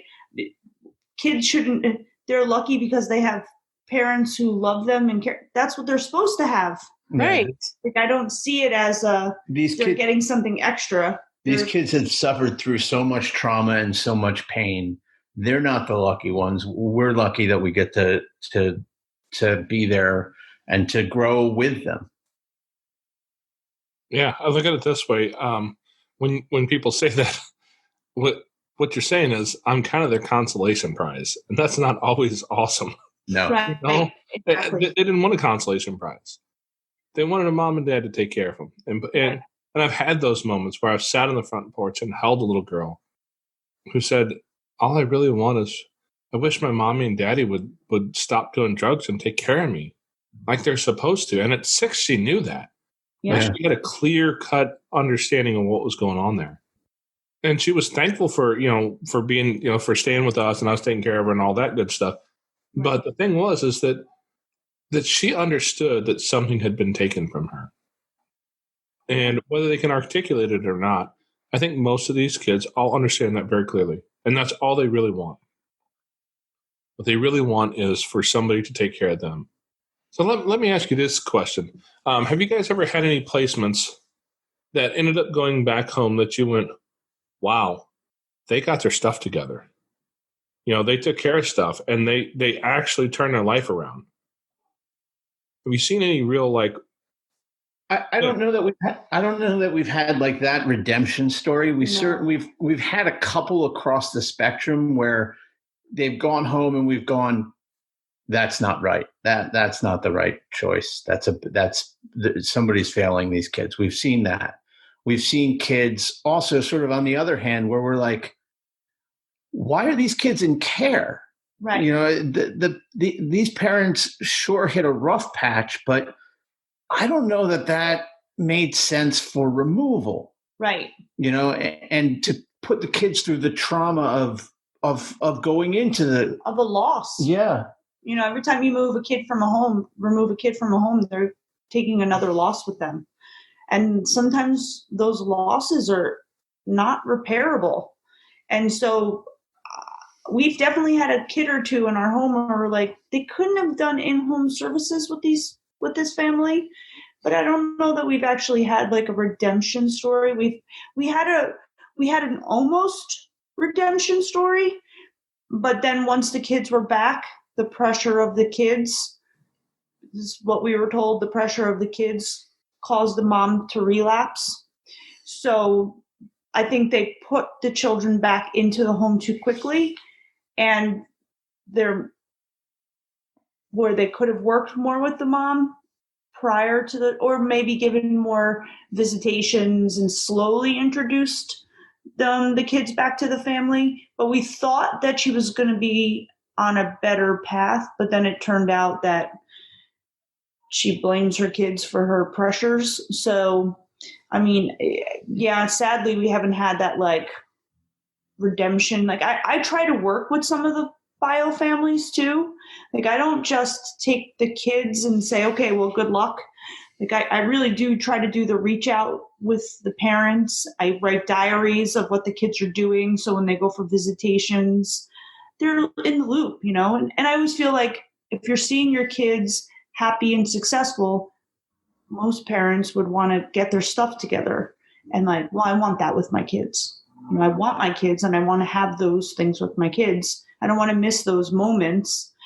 But yeah, sadly, we haven't had the full redemption story. Well, I believe the podcast coming out next week is I think I named it Amy's Story. And if you guys have an opportunity, that one's going to take a couple weeks to get through, but she actually has a redemption story. She has one that was pretty impressive, and the problem she found herself in, you know, she got around to coming out and telling the whole story. And if she was trying to make herself look good, she did a terrible job of that because she wasn't trying to hide the truth. She was open, She was honest, and she told a lot of. But I think when I hear stories like that, that is the sort of thing that helps convince some of these bio families that, hey, there really is a route back. There's a way back. Yeah. It's brave of her to be able to confront that and to talk about it openly, because I think it does. It can serve as sort of a signpost or a roadmap back. Absolutely, because so many of these bio families hear the same story all the time. Oh, when the state takes your kids, you never get them back, and it kind of leads to a can't win, don't try methodology. You know, Right. Hey, I can't do anything. It's just all there is. I can't do anything. Just don't even try. And her story really touched Amanda and I, because we were asked to speak at a class where it was a foster parent class that was getting ready to finish up their training. And the supervisor knew us, and she said, hey, can you guys come out and talk to this class? And when we got there, Amy spoke first. We didn't know Amy was coming, and we'd never heard of Amy. And she told her story, and I'm like, you have to come be on here, because if you're willing to tell the story, what everybody needs to hear, you know, because it's easy to look at parents, biological parents, and be like, well, what are you doing messing with this stuff? Why are you doing that? What's wrong with you? Why would you do that and put your kids at risk? Something's wrong with you. And start down that judgmental path. It's really easy. I'm not going to say we haven't been guilty of it from time to time. Everybody has. But right. to hear her tell her story and talk about the struggles, but then to walk through the struggles and walk the path it took to get back to having her kids. That was the amazing part. Well, yeah, I mean, she definitely walked through the fire and she came out on the other side, and she's doing really well, and I just think that there's not a whole lot of resources out there to try to put these families back together. Again, that goes back to I don't think it's even the caseworkers. That goes back to the state a lot of times and the resources that they have available for the caseworkers to give. Oh, yeah. There's not enough money for parenting classes. There's not enough money for this. We don't have the resources for that. Well, what are we doing to repair people? Because I guarantee you, the biological parents that have lost their children, they have trauma in their life. There's a reason why they're going through the struggles that they're going through. And if we can help them too and help them repair and build them up, because I'll tell you, all my children, all they ever say is they want their mom and their dad. They want that. They want that connection. And the resources aren't there and people don't know about it and people don't care, but if I can help build somebody up, right, if I can help repair them and make them a little bit better than what they were yesterday, that does something for me too. That fills my cup. It fills my soul, and if I can help the parents become better parents for when they do get their children back, it's better for the kids. Yeah. The best thing for the kids is to get their biological family back on track and have, the person who birthed them come take care of them, because there is an inherent desire for that in almost every human I've ever met. Obviously with certain types of trauma and maybe not, but there's always a desire to have biological parents who are willing to take care of you and do the right thing. That's the best solution. And that's why I assume you guys are similar there in Pennsylvania. Here in Missouri, reunification is the first goal. And if you don't seem to walk that road, then, we run concurrent plans with termination as well. But that's the best thing for the kids, is to be in that situation, the healthiest place. Now, if that doesn't work, we're the healthiest second option, right? So that's where we go. I mean, there's a reason why we've adopted 4. It's right. Parents can't always get their stuff together, and sometimes there's things that are so bad that it's not a good option for children to go back. There is that too, but there's so many cases that I just see that the parents just need more help. We had this one little girl. She cried and cried every day, all day long, just for her mom. And she would be on the phone with her mom and she'd be crying and crying and crying. She just wanted her mom, right? So I worked with this mom because I saw the pain in this little girl. And I worked and worked and worked with this mom. And she wound up getting her kids back. I don't know what happened after that, but at least we worked the process with her. Even with Janelle and Elijah's mom, my adopted sister, in the beginning, I did a lot of soul searching and praying to help her, put my feelings aside on how I felt about things, but to truly help her. She just couldn't get there. She just could not get to that path to, people always say, how could someone do that to their kids? But you don't really know I know that my adopted sister went through trauma. She'll never admit to it, but I know that she went to it. She had to have, right? They say, how could they do this to their kids? But unless you've lived trauma the way that some of us have lived trauma, it's a really hard thing to understand. Broken people aren't always aware of how they're broken and how to fix. Right. And there's no way that you can. I mean, you bought that woman a house, right? Like there's no magic bean, no magic pill, no degree in a psychologist's office or who knows what. Right. That's going to fix them if they're not there themselves. It's true. And I had hoped and hoped and hoped for her. I said, it's going to happen. There's going to be that magic moment where that light is going to turn on and she's going to just get rid of the things in her life that weren't helping her children. She was going to make the right decisions, but it just never clicked, and some of them do and some of them don't. And you have to take the good with the bad when it comes to the bio parents as well, because I definitely went through the ringer with her. Yeah, I mean, it sounds like you did. And I mean, that's another loss for you, too. Right. And while everyone's saying how lucky the kids are, I'm thinking, well, I lost my younger niece and nephew. They're half siblings. I lost my sister. I don't have that. Like, we can't have a relationship. We have a completely closed adoption. She wants absolutely nothing to do with anyone. And that's probably better for everyone right now, but it's still a loss. Absolutely, it is. I cared for not only her children, but I cared for her too.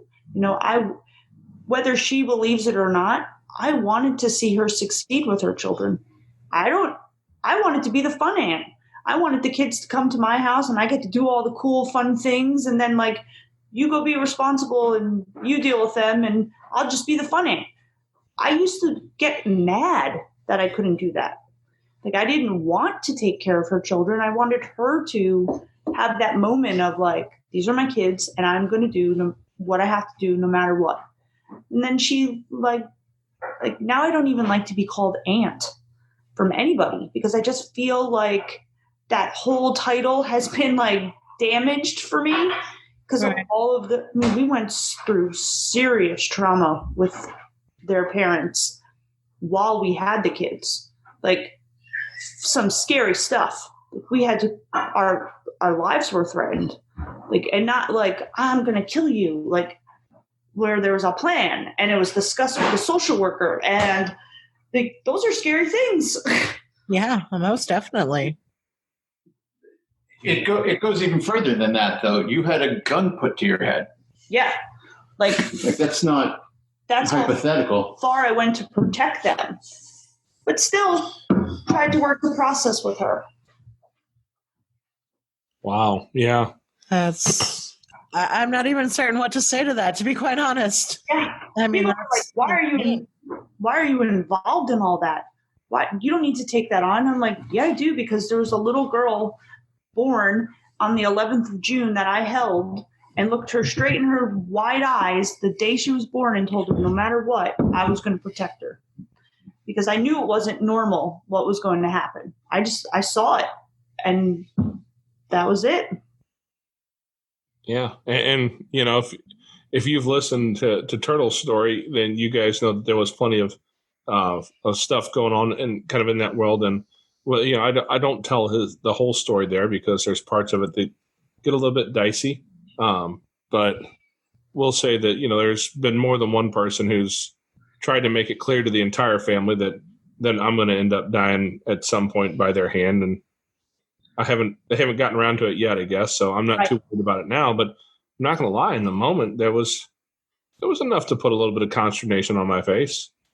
I carried around a few things for a while to make certain that I had the best possible odds of walking away, and that's and I'm a big scary guy. Right. Right. I can't imagine, having my wife walk into that and having somebody put a gun to her head. That's, my gosh. I mean, that predates my involvement, thankfully, because I don't know, again, going back to handling things gracefully, I don't know that I would. I know my husband would not handle that gracefully at all. I wouldn't want him to. I will say, though, there have been times where I've had to do the math, and I know I am better for my children as a fully functioning, present father than someplace much less happy. Yeah. I'm better as a dad here in the house with the kids than I am as inmate number, 57239. Right. Exactly.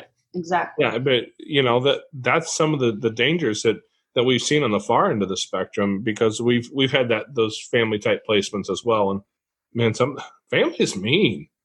Yeah. Family is ugly and hateful and angry, and they're the most dangerous people, I think, to deal with sometimes. Honestly, we haven't had any real issues. I'm trying to think here. It's all been with family. Yeah, nothing from kids' bio family. It's all been stuff that involved our own family. Well, my family. Mainly. I wasn't going to point fingers. It's all good. I'll take it. People always say, oh, Janelle and Elijah, they weren't in real foster care. They were placed with no. They had all the same rules, but then they would say, "Oh, well, you're just the aunt taking care of them." Oh, but we're way more than that. It's a scary situation to sit down with a social worker and she say, "You should probably go dark for a while. She's looking for you." Like that's not normal. Like Yeah. that's been the scariest moment.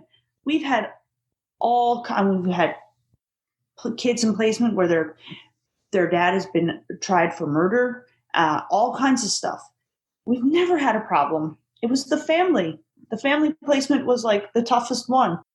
And that's what I used to say to my worker from the children's home is, these people that think placements in families are so easy, they have no idea. I mean, there's a couple levels to that because the kids were in traditional foster care too.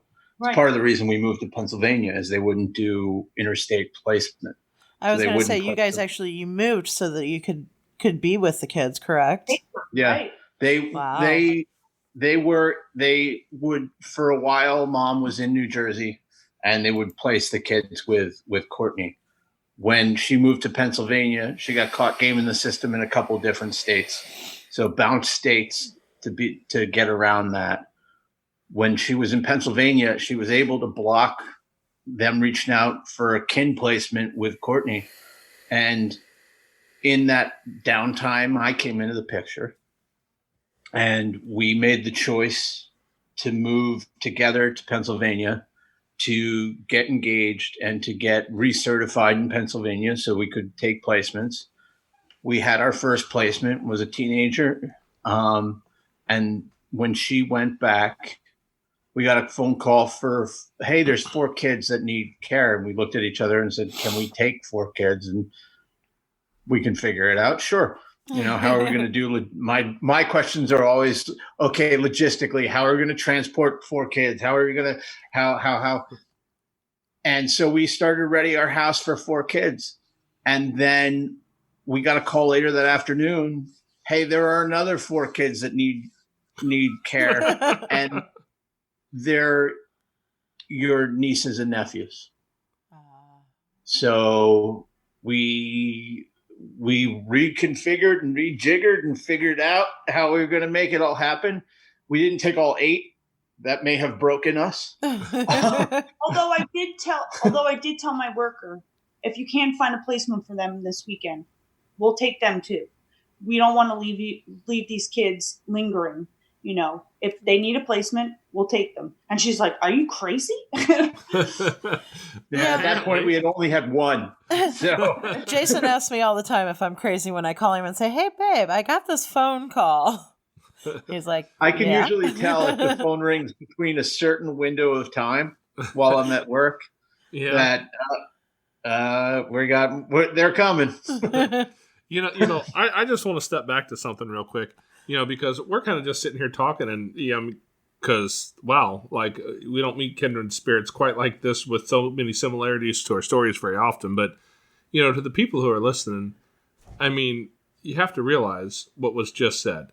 You guys picked up your home and moved across state lines to be able to take care of kids. Well, specific kids. So, just in case, because we get this question, from time to time, and it drives me crazy.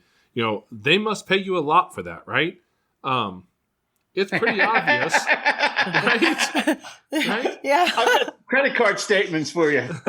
Right? Well, and Missouri, where we live, is I believe the second lowest paid, state in the nation, right?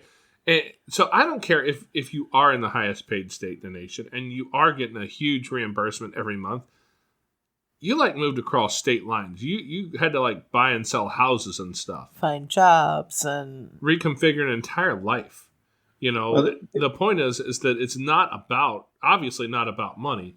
It says a whole lot about who the humans are behind the story. I appreciate that. And in all transparency, I'm blessed that, we live in the Northeast, so the states aren't that big. Yeah. And in our old house, we could practically see New Jersey, and I'm blessed with a good enough job that supports adoption and I've had managers who have supported our journey through foster care who were completely understanding. And when I get a call and all hell broke loose and I've got to drop everything and run home, that I've been able to. The other wonderful thing about my job is that it has given us the ability to have Courtney be a stay-at-home mom. So Courtney gets to be a full-time child advocate and to be able to speak for these kids when they can't, to do the one-on-one work time that she's done that has changed these kids' lives. And thankfully provides a great living for us, that the subsidy goes to the kids, right? We were in a place where we couldn't buy a home because we had lived off of our credit cards because of exactly that, right? We leaned on it. Every kid that comes in our house gets full new clothes, gets new bedding, gets the toys that are appropriate for what their interests are. And we service the kids, it's meeting the kids where they are. We didn't have one placement that came to us that had anything with them.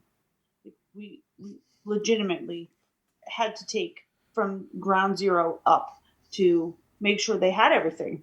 And we don't buy for a temporary stay at our house. We buy in, these are things that are going to go home with them, that need to last, because we don't know when they get home if they're going to be able to have those things. But in saying all the wonderful things that with your job and everything, we also did leave our life that we had built. We were down in the Jersey we lived Shore. a block from the ocean. Like, we left our friends and our family. Like, when we moved here, now, even more now, we left any kind of support we really would have had, because we lived about 2 hours away from most of the people that could drop things to help us.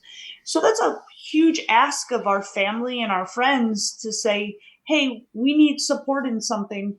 Drive 2 hours to us and drive 2 hours home. Or we need, we didn't have the family to have for babysitting, or, it was a lot. We changed our whole life. I mean, Tom and I weren't even we just got married when we took Janelle and Elijah and their siblings.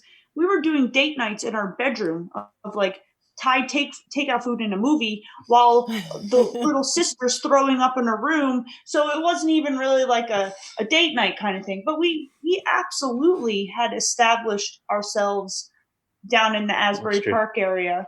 And we dropped all of that without a second thought. We started looking for a place to live in Easton, and it was one of the reasons that I fell so much more in love with Tom, because a lot of people say they're willing to do things, but this man backs up everything he says he's going to do. It may not be at my time schedule, but he definitely gets there. Right on down to the date nights with puke. Yep. Right. Hey. Been there and done that one. Right. We've so been there, when you haven't been on a date night in 8 months and, there's not a foreseeable night in like the next 3-4 months. Yeah, Right. I mean, you make it work. Right. Absolutely. And it's, our it's always awesome are to so have the familiar support with of your... that date night now.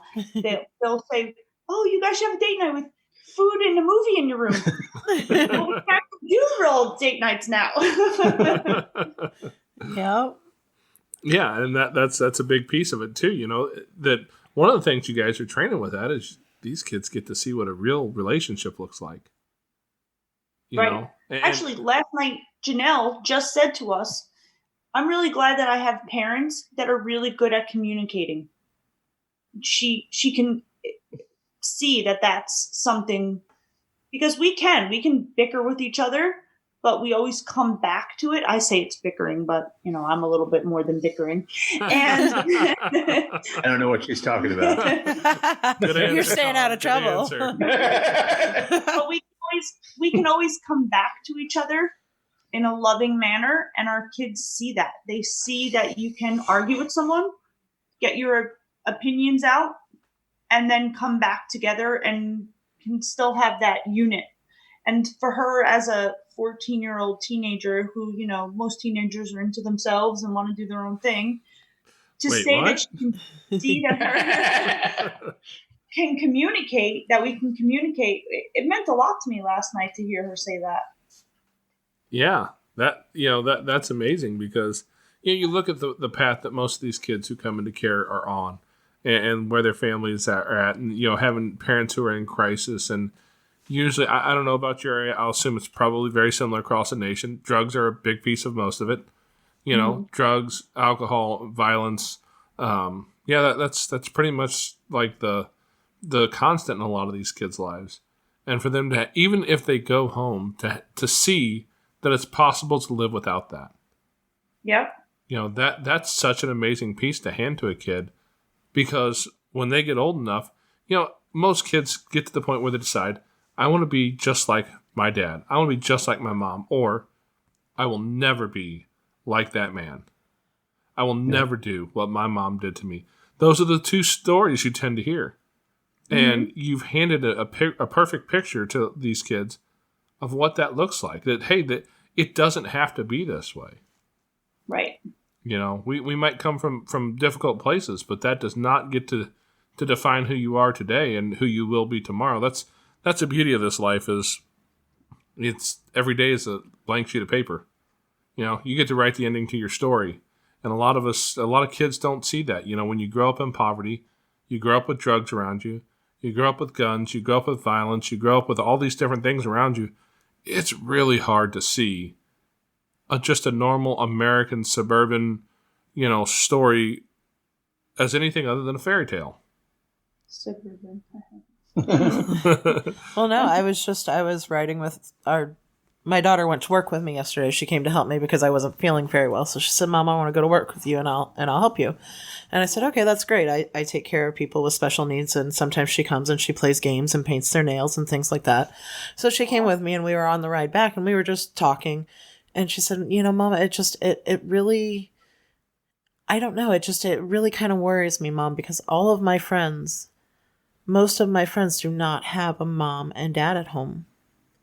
And a lot of my friends don't even have a mom and dad. They're with their grandparents. And that's like the normal now, is to be in a broken home or be with your grandparents or somebody else. And it's really sad where we are today.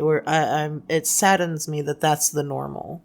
It's normal for kids to not have a mom and dad in the same home together, or they're living with their grandparents, or one parent is in here and the other parent is states away because they just can't stand to be around each other. And it's just, it hurts. And I hate to see that. And my daughter notices that. She's like, I'm not the normal. I have a mom and dad. Most of my friends don't have a mom and dad. And it's like, that's what we're portraying. And the great irony is that she comes out of the foster care system. She's been through trauma, and I get that breeds some awareness of that, though. I think our kids are keenly aware of that and how blessed they are that they have that, because they know what the flip side is. And I think it makes our kids kinder, more gentler with people, more ready to act and to help, because I see that with our children all the time. They're more willing to help someone who's in need. They'll approach the kid that is being bullied or picked on, and they'll stand up for them. And that makes me feel great. And, when I see that in my children, I'm like, I'm doing something here, because so many children aren't willing to stand up for other kids and stuff. And I will say that our kids do a really good job at that. And then when you praise them publicly, because our kids are the same way, they'll stand up to the bully, they'll friend the bullied, and when you share it publicly, you'll get the parents that are like, ugh, whatever, like, because they're not teaching their kids that way. Yeah. So we have to work overtime to make sure our kids are the nicer kids, to help the kids that aren't being acknowledged, because there's a lot of excuses and a lot of reasons to why parents don't want to teach their kids to be kinder. It's a lot of work. I notice, I hate to say this because I don't want to lump all parents into it. There's a lot of parents that don't want to do the work to put it in, right? Like, yeah, You can't just wake up one morning and have good, kind children. You have to work at that. And as kids that come from the system, we have to work extra hard at that, right? Because the world has already shown them that, You have like, to break it could those be patterns. right. It's rough and tough, and they could take this other side of this and be the person bullying and doing all that. You have to put the work into it. And I agree with you about the broken families and living with grandparents, and it's become such a norm. That's why the government's starting to take the kinship money away. That's how normal this is becoming. Well, we're just going to, put them in a kinship care, and, their family, they can pay for it. But they also don't understand that, you don't want kids to grow up in their families, their aunts and their grandparents. And that was, like I said, I wanted to be the fun aunt. I never wanted to be the mom. I mean, now I want to be the mom. But back then, I didn't want to be the mom. I wanted to be the fun aunt. I wanted to take them to concerts and, feed them junk food and sugar them up and send them home. Exactly. But no, I fully understand what you're saying. I've been through that on my own with all of my siblings. I was always mom. My brothers called me mom. Jason was explaining how we took care of my sister, and, she was my daughter. And that was the thing. I tell Jason all the time, I never learned how to be a sister. Right. I don't know what that role looks like. I don't know how to do it. I've always been mom. Since I was 5 years old, I have been mom.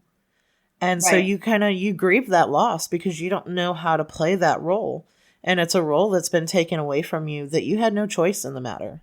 It got robbed from you. And yeah, it can be really sad because now that my siblings are grown, some of them I don't have a good relationship with, some of them I do, but I still find myself grasping on how, what my role is. How do I be a sister and not be a mom and try to mother them because they don't need a mother anymore. They're grown up. They don't need a mom anymore. They're trying to come to me as a sister, and I don't know how to be that. Right. It's true. Like I said, I have a hard time now even being called aunt because it's, to me, that I went through so much trauma with that title.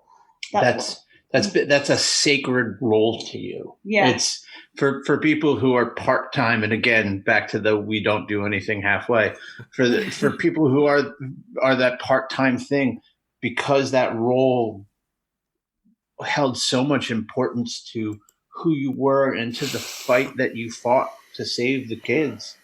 That isn't something that has never been something that you took lightly. No. And I know you pretty well. And I know that that's not something that when you see people doing it halfway, it's not acceptable. Right. Kind of. Yeah. That's I guess that's probably part of how we're all wired a little bit. We're doing something that matters, regardless of what all the people who have all the things that they want to say, whether it's, telling you that you're a saint or whatever, or it's the people who say you're crazy or I could never do that. Whatever their opinion is, you have all these people who have an excuse, a reason why they can't or wouldn't. But the truth is what we're doing with our lives here. This is important. And it's important for us because it's part of just how we're wired. If somebody's wired to help us take care of kids, I mean, my God, come on. Go to the website, whatever, send me an email. I'm pretty easy to find. Get a hold of somebody. Find your local children's division, DFS, DIFAS, CPS, whatever it is you have. There's a way in. But we're not inviting the people in who aren't wired for that either. Go find the thing that sets your soul on fire and make our world better in your way. Yep. But if you're wired for this, man, you have the opportunity to help and change so many lives, shape so many young souls. And while you're doing it, you live a life that's full of meaning. And most of the kids that we foster will never know about it. Most of the kids we started with were all very, very young. Everywhere from, what was Carl, a few days old? Yeah, all the way up to probably about 5 or 6 was the oldest one of the youngest, and then we had one teenager that we took in as well, And he'll probably be the only one that really remembers, because most of the rest of them, man, they weren't old enough to remember. And I get it. And that's okay. But I know that the difference that we'll make will last for generations in each one of those families. Yep. Talk about living a life that's worth something. And the need's never been greater, right? I mean, you guys, it's been the subtext of everything we've talked about here with the opioid epidemic, with the crime and poverty that's going on. The number of kids who need a good, stable home has never been less. It's astounding.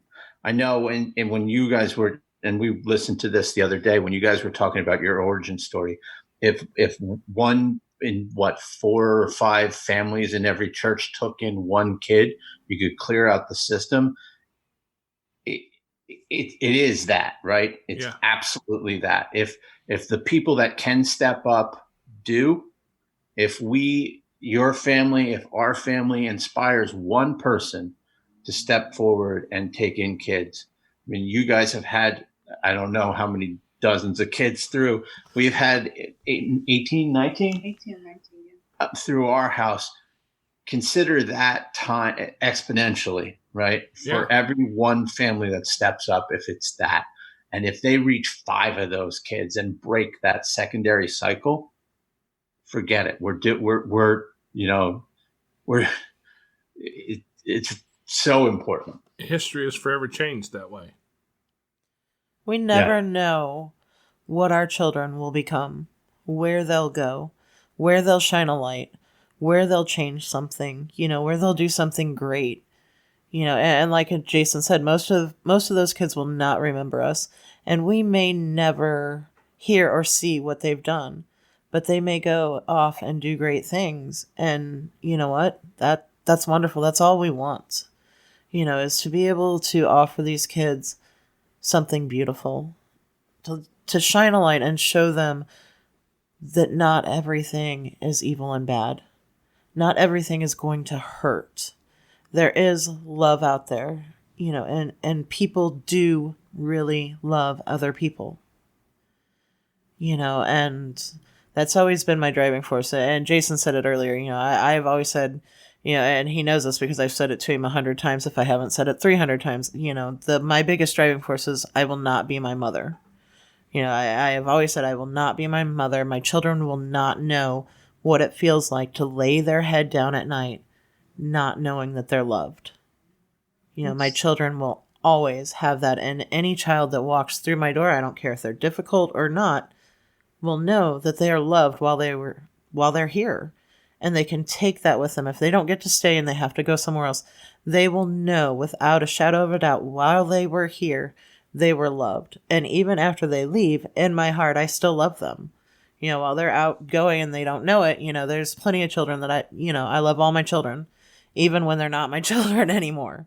Yeah, I mean, there's definitely some kids that if we got a call, when we normally don't take but a certain age range younger than our youngest, just to preserve our birth order here.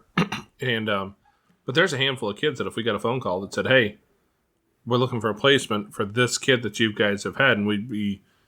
I probably wouldn't even call him. I'd be, where do I come? Where do I meet you? Where do I go? How can I get to you? It's just, the pull is that strong. Yeah. Those bonds are forever, and you know that they feel that too.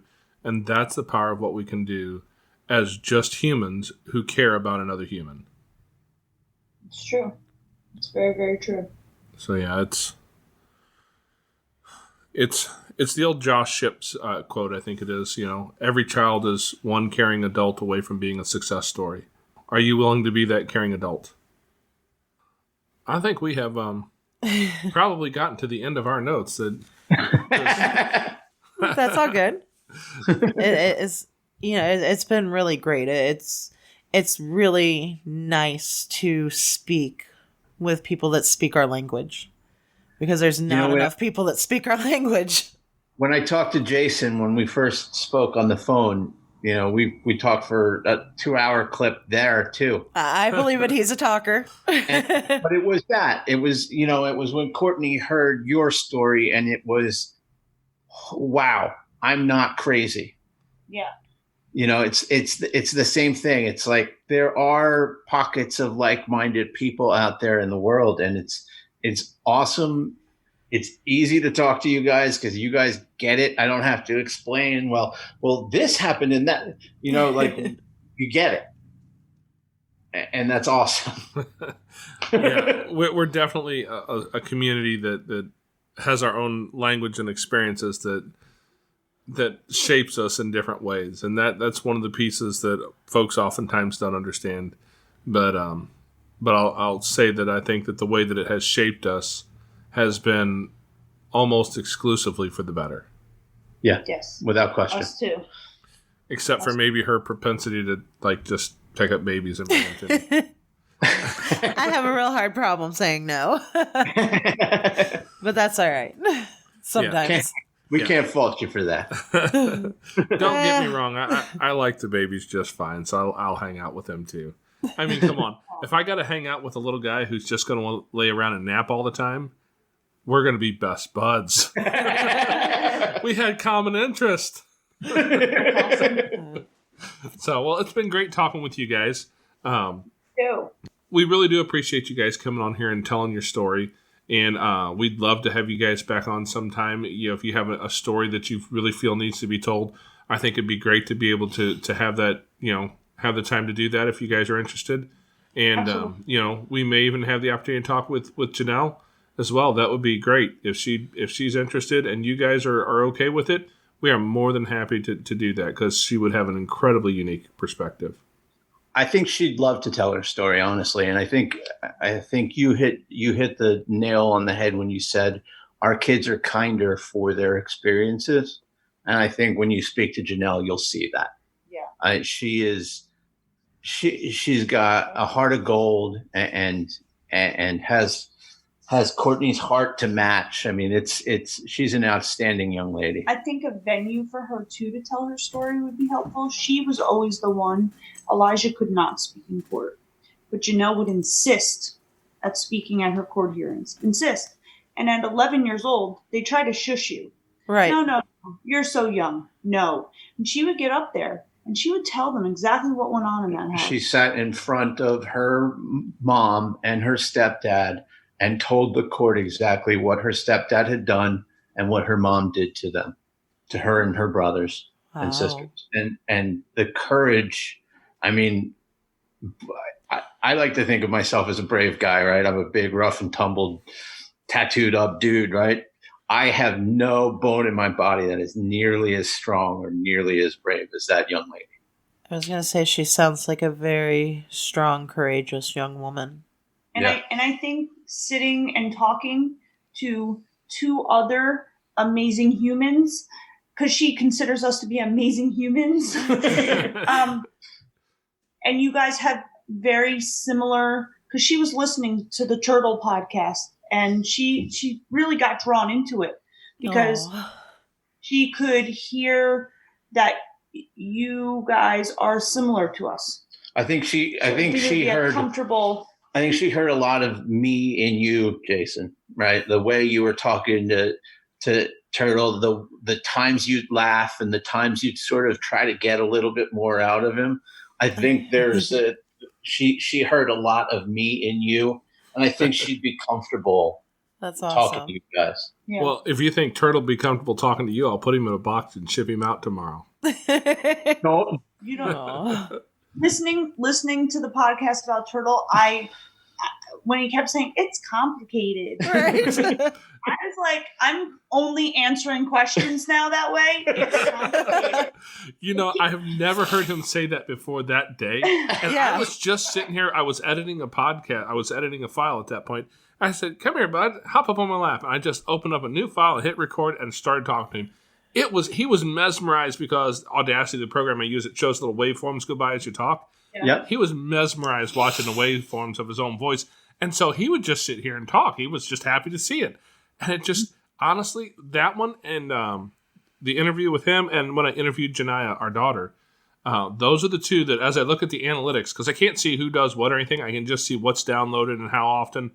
And those two are neck and neck at the very top of the list as to what people have downloaded. So there's something No, about that resonates with people. I listened to the Turtle podcast myself. I made Janelle listen to it because I knew that would pull her in. And I listened to it with you, and I listened to it once again on my own. So for the Spotify views, come over here. Well, we do appreciate that. I don't know if you had a it's chance. Engaging content, man. That kid is your son is something else, and he's got a spark.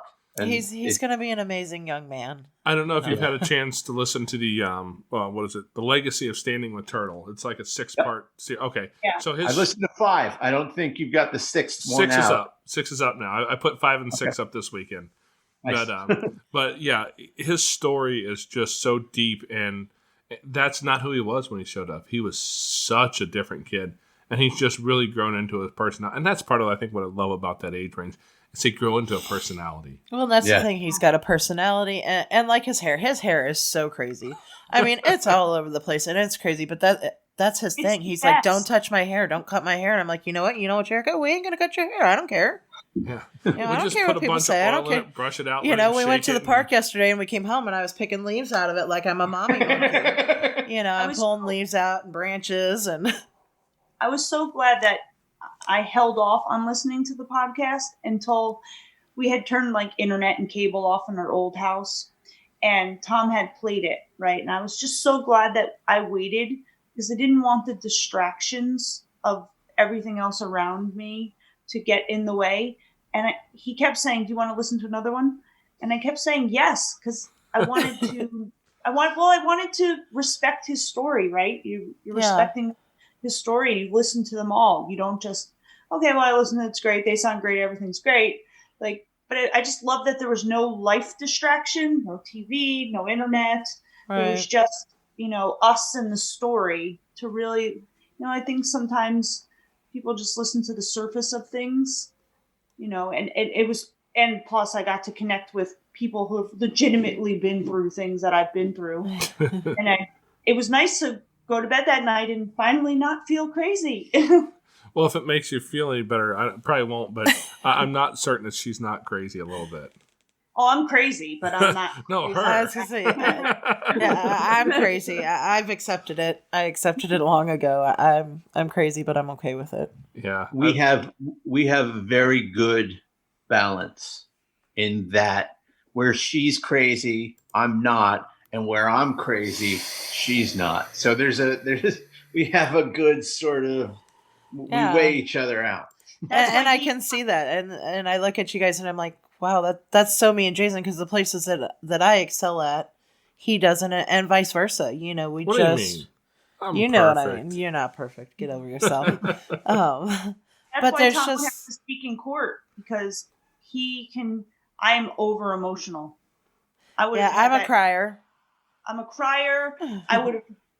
The second someone was doubting why we were doing, because they would like to doubt it, but he could get up there and stone face it and counteract everything that was going on. I can articulate. It's one of the things I do at work. My challenge is to articulate complex technology to clients that don't understand any of it. So I'm able to break really complex things down into layman's terms. I have a fundamental understanding of how it all works, but then also be able to talk to it at a Lego level for you too. And to do it without a whole lot of extra emotion, because that's court. Yeah. It's not about emotion. That's one of the things that it's funny. We go to court and they always want to bring mom up, foster mom up. Does foster mom have anything to say? And they're half the time surprised that foster dad's sitting there. And she's doesn't particularly like being on a stand. No, I've done it, but it's not my favorite thing. Send me up there. I'll sit up there and talk to you. I don't care. Yep. And I'll tell you exactly what we had to say and break it down in those pieces that people can understand, and do it with a serious lack of emotion so they don't come across sound like, oh, they're bad, because that comes across making you look like the crazy, hateful person. And just tell the story straight and honest. And it's that one of my skill sets is also one of my challenges, is my ability to pull my own emotion back and sit in a place that sounds like Hannibal Lecter, maybe, So I've been told. Well, you know. I I was. think there's something you said there, though, that's important, right? They're surprised when the foster dad shows up. Yep. Yeah, always. They were very surprised because with as many of our kids as I could, I'd show up for all the hearings because I'm there too, right? Right. I'm all in too. It's not just Courtney. It's not, And so many times they just think it's the mom. They discredit the father, and that's the thing. The father is an important role too, just as important as the mom. But the foster system is primarily run by social workers it's a primarily a female dominated role, and so I think that it's just more comfortable for them to do that, and they probably they see it more where the moms are way more involved than the dads, and so that's just part of how it is. But we had the foster group. We ran the foster group for a while, and I can't tell you how many times we sat in a foster group with nothing but foster moms. We could not get the fathers to engage. I had we all tried to the do ladies like show golf up just days to see me. and everything. Okay, now you're going overboard. I'm going to push you off your seat here in a minute. You guys are going to see Jason fall on the floor. But no matter what we did, we couldn't get the foster fathers to engage. Every once in a great while, we would have a foster father show up, but 90% of the time, it was just the mothers. We couldn't even get the foster dads in to come in for training because we do training days and stuff, and we could not get them to engage. Anything we did, if we did garage sales to try to pull in money, anything, we could not. They just did not engage, and it was kind of frustrating. And what's so terrible about that is that, and I think when we talked about sort of the demise of the traditional family, the dads are the ones who aren't there. Yeah. Oftentimes, not all the time. Give credit where it's due, but a lot of times it's the dads that are punched out. We're the ones that, no disrespect to our amazing women, because I'll get hit. But Jason is dodging too. I can't reach through the computer, so you're safe. Courtney's got you. Don't worry. But a lot of times, these broken homes, the men are a fundamental part of the problem. Whether it's violence, drugs, alcohol, abuse, you name it. There are a lot more single women out there raising multiple kids than there are single dads. And the fatherhood thing, and we see it in that group. There's a serious lack of good dads in the world, and in the foster care system, especially when these kids have been through the trauma. It's like what I was saying with Janelle and Elijah. We need to step up. There needs to be a positive male role model. Not that, in a world where it's just a great mom doing everything she can, being a great mom and serving both roles. Awesome. But somebody's going to, at some point in their life, come across a man and either model that behavior or have expectations set from it. And it's a shitty place. It's a shitty place where there's not good dads. Yeah. And it's kind of just disappointing that they're not stepping up. And I don't know. I don't know that I have the answer. Here's what we're going to do to fix that. Dang it. I thought you had the answer. No, I don't. I mean, if we did, this would be a much different conversation. It'd be like, hey, by the way, do this now. Right. We're going to go out and get all the deadbeat dads and grab them by the neck and drag them to the town square and flog them once. I mean, we could do that. I'm game, but I don't know that it moves the needle. But no, I mean, honestly, I am so thankful for my husband. I'm thankful that my daughter has a wonderful role model. When she goes out and looks for her partner, she's going to look for someone who is loving and caring and kind, and all the traits that her father has shown her of what a man should be. You forgot devastatingly handsome. I did, didn't I? But she'll know what to look for. And a lot of girls don't have that, and my sons will know what it's like to be a man and to be a father and how to treat a woman and how to treat their children. So I would say that, Yeah, I'm lucky to have found such a great partner, even if he is devastatingly handsome, as he puts it. No, and that's part of our role as men, I think, and it's up to the real men to stand up and take that challenge on, that to know that our job is to create the next generation. It goes all the way back through history. As far as you can look into history, that's always been a thing. It's up to the men to build the next generation. And unless we take that job seriously. Yeah, we probably need to go get... Okay. Grab Turtle. She's going to go grab Turtle. I get one off the bus. His bus will be by soon. But yeah, unless we build that next generation, we can't be surprised when the problems continue. Yeah. And we can do that either with our own kids or the kids that we have the opportunity to speak into their lives, whether that's foster kids, adopted kids, the kids in the neighborhood. My son has a couple friends who live over here who came over recently one day, and we had a conversation about some things. And I realized, these kids have never had a man who showed up in their house, in their life every day, went to work, took care of them, took care of their mom. It's not a thing in their mind. They've never even imagined that because they've never seen it. Yeah. And so it's a place I have the ability to speak into those lives a little bit. I don't have control over it. I have a little bit of influence. And maybe, just maybe, that'll make the difference. But we just spread our influence out as far as we can and try to change the next generation, because that's all we can do, because my kids are going to live in the generation with all these other broken kids. And these broken kids are, like you said earlier, are usually broken by someone who was broken before them.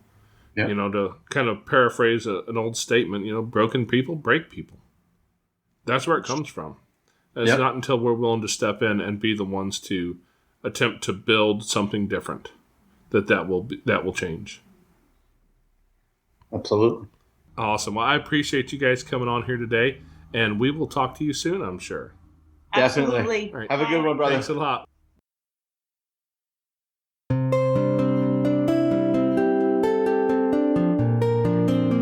Thanks to everyone for listening all the way through.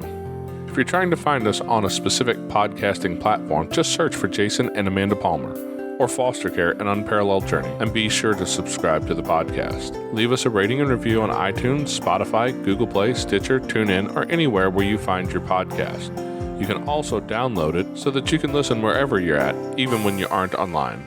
You can find us online at jasonmpalmer.com, where you can read our blog and listen to all of our previous podcasts. If you have a story that you'd like to tell on the show, please send me an email at jasonmpalmer@yahoo.com, and be sure to put podcast in the subject line.